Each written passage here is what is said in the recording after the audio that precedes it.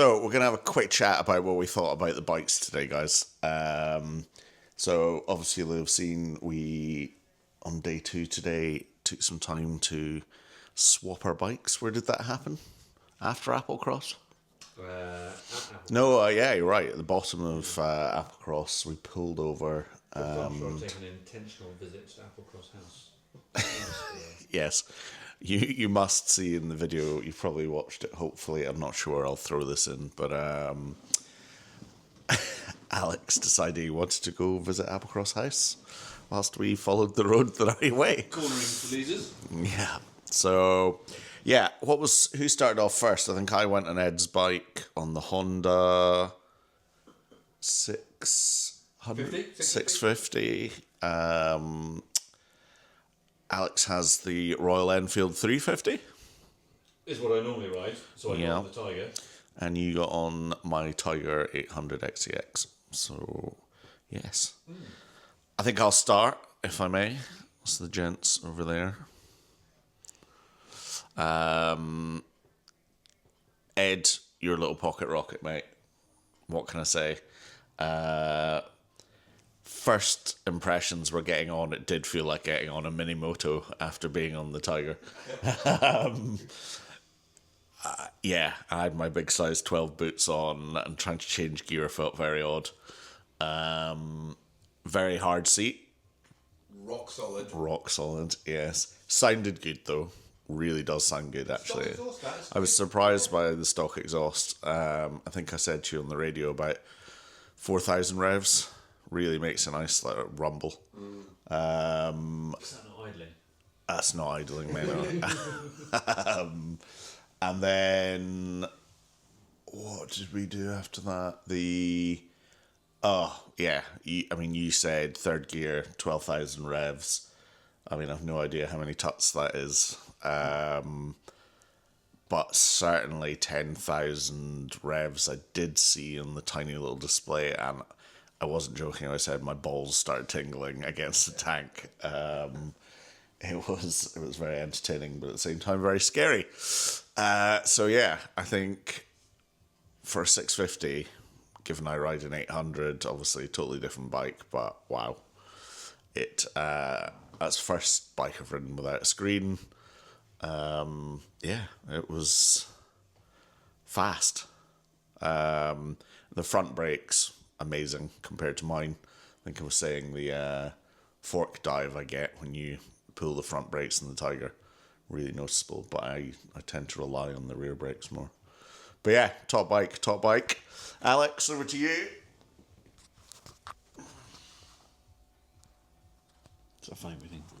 So I was on Dave's Triumph, which I really enjoyed. The most thing I enjoyed about it was the fact that, as I was saying to you, Ed, earlier, is when you get up a hill and you realise that you probably should kick down. You kick down because you ought to, not because you need to, if you see what I mean. Yeah. You can just keep pulling. Which on the Enfield, which is what I'm used to, a little 350, you've really got to plan ahead. So basically, you can get away with being a more lazy rider, is what I'm saying, on a more powerful bike. I 100% agree with that. And also, so I'm 6'1", 34-inch inside leg, and that meant that I could, on it, I felt really comfortable because the size is good. So when I stopped, I can plant both heels down, which was nice. So it felt big. So was that flat-footed? Flat-footed on both sides on all terrain, but I'm so used to being able to just put a foot down with a really light bike like the Enfield, because it's not necessarily light, but it's a low centre of gravity, so you don't have to hold the weight. The first time I stopped the Triumph, we had to stop quickly for a car that wasn't pulling in when they thought were, so it was a bit of a grab a handful, put my foot down, and it was on the edge of the road, etc., and that just caught me out for a second. So I can see it, and it's like when you climb on and off it, I'm always terrified you're going to pull it over because of the way the suspension moves. So it's a big bike, and I definitely would not want to go. I say this now. I wouldn't want to get any bigger than 800, like the 1200 that they do in a Tiger. I just don't see the point. What reason? Power, like? You don't need any more power weight. And the weight. So presumably a bigger engine is going to be heavier. So everything about it's going to be more bulky. You just don't need a bigger bike. Is my impression from that 20-minute ride. So I think the major difference between the two, of the 800 and 1200, is it's a drive shaft rather than chain. Yep.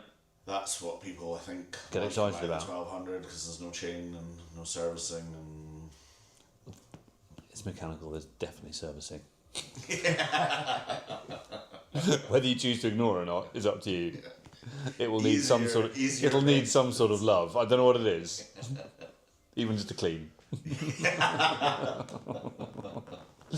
it's a great bike. Really enjoyed it. I thought it would be. I could really get it into corners more than I thought I was going to be able to, and it was good. But it does make me want an adventure bike. So I've now accepted that I need a new bike. We've started looking already. Yeah, we have started. So this is. I'm not the first person to realise that you need more than one bike. One needs several. We'll see how it goes. Don't tell Mrs. M. Edward? Yeah, so I was on the Enfield and met up with Alex first time in 25 years since school, and following him out of the first meet-up point, he was... My mind was blown about how his ability to just chuck it into the corners and just maintain pace. Smooth. And it's a great wee bike. I felt it was really rewarding. The seat position's obviously completely different to mine. Obviously, I'm used to CB650R, so that's quite a sporty position, more weight on the hands. But you know, seat's so comfy compared to mine. It's because it's about that much foam. Yeah. It's like, oh. It was palatial. Obviously, it's all, you know, it's different layout and a few bits and bobs. It took a wee while to get used to the various intricacies of you know. I think I struggled starting it to start with. But I do love the push to pass functionality on your lights. If is that not a standard thing? No, it's just funny that that your flasher is push to pass, I think. Yeah. And no, it is. Yeah. What? Yeah. So there's a dial on the left hand side, which is obviously low beam's always on, and then you flick it to the left for high beam, and then you can push it to the right to flash.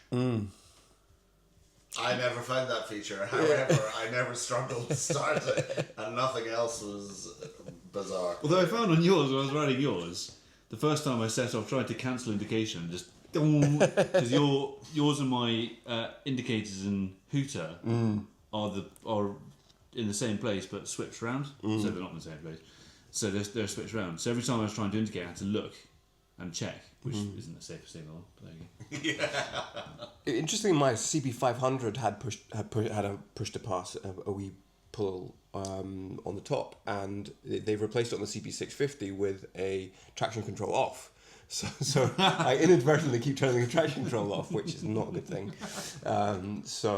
But yeah, back to the Enfield. Brilliant bike, just a lot of fun. You have to maintain your speed, keep your momentum going, and be in the right gear. And I did hit the limiter a couple of times, just because obviously I'm used to a high revving bike, and it obviously doesn't rev anywhere near as much as mine does. But no. Also doesn't tell you. Yes, indeed. Where you are. Or what gear you're in. Yes. You got to count. And the brakes, obviously I'm very lucky to have very strong front brake, and it does take a wee bit of getting used to the I guess there's a massive difference between single disc and two twin discs. My CB500 was a single disc, but it was a lot of fun, and thank you very much for letting me have a wee shot. Oh, pleasure, great fun. Right, I think I'll just go with the Enfield as well. Probably exactly the same in terms of got on it, super comfy, used to that.